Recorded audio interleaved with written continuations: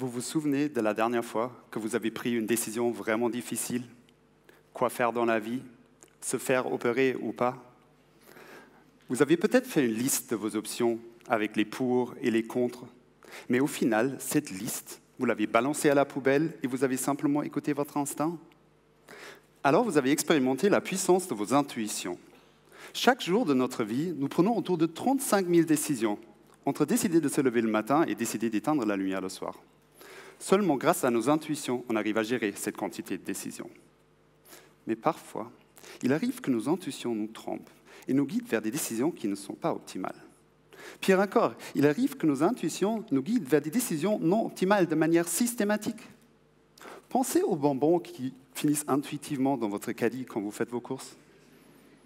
En psychologie, on dit alors que nos décisions souffrent d'un biais cognitif.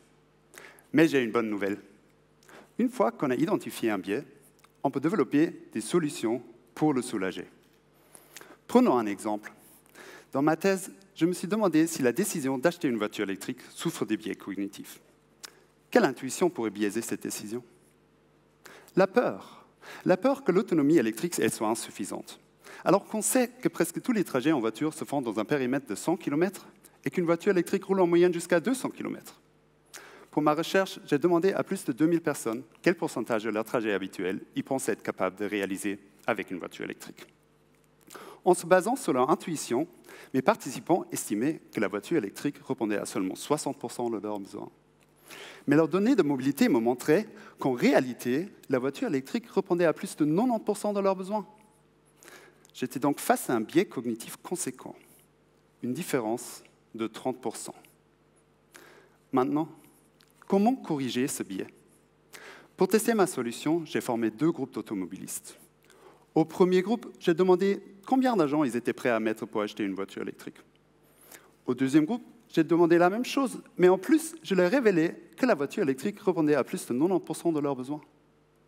Ensuite, j'ai comparé les 2 groupes. Suspense. Vous pensez que ma solution a marché? Eh oui!